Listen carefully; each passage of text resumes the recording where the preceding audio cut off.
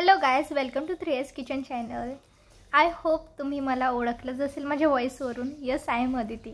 आज आपण बनवणार आहोत मटर पनीरची भाजी. चला तर बघूया यासाठी लागणारे साहित्य.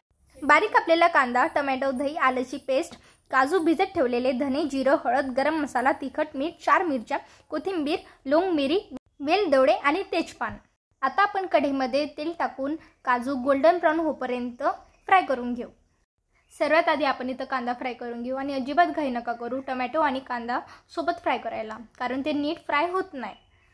तर आपण आता इथं कापलेली मिरची टाकून घेऊ. ही तिखट मिरची आहे.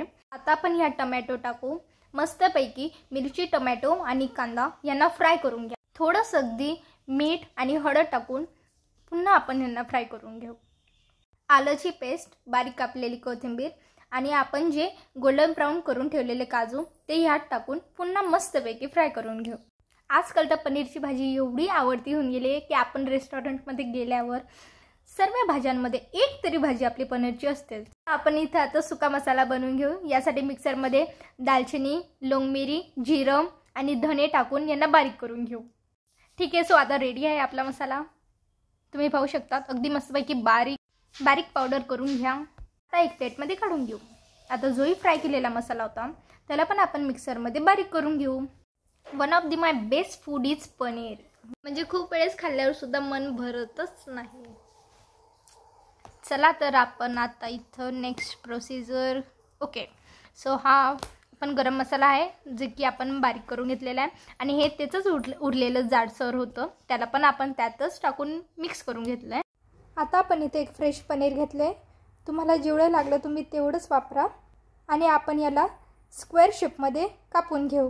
कधी कधी अचानक पाहुणे येतात, अगदी जवळचेच असतील तर त्यांना जेवणापर्यंत थांबण्याचा आग्रह केलाच जातो. आता असं ऐनवेळी पाहुण्यांसाठी स्पेशल फूड फॉर गेस्ट काहीतरी दमदार बेत व्हायलाच हवा ना. किंवा एखाद्या रविवारी स्वयंपाक करण्याचा खूपच कंटाळा येतो. काहीतरी साधं सुटसुटीत करावं पण ते चवदार असावं असं वाटत असतं. अशा वेळी ही रेसिपी खूपच छान आहे, तुमच्या कामाला येऊ शकते.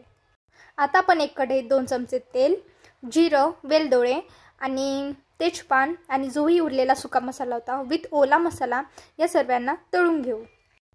मसाला अजिबात कच्चा राहू देऊ नका. तळताना थोडासा वेळ लागला तरी पण चालेल, पण मस्तपैकी वरती तेल सुटतं तोपर्यंत मसाला तळून घ्या.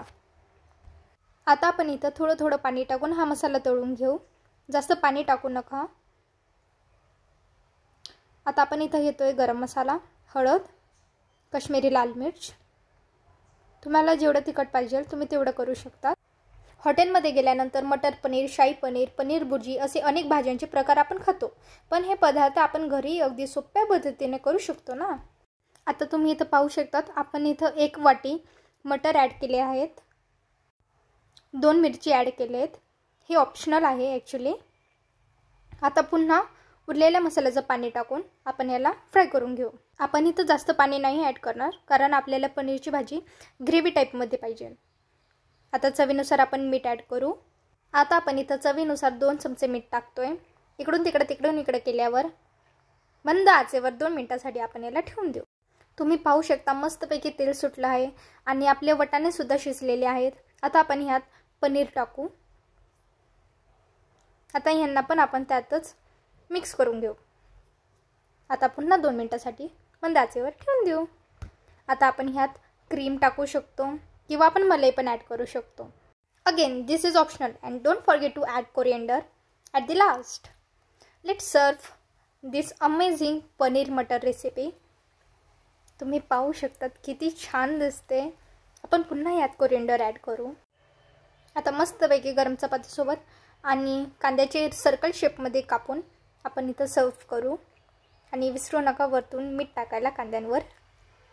विदाऊट मीठ कांद्यांना चवच काय. बघा आता आपली रेसिपी रेडी झाली आहे पनीर मटरची. अगदी मस्त दिसते.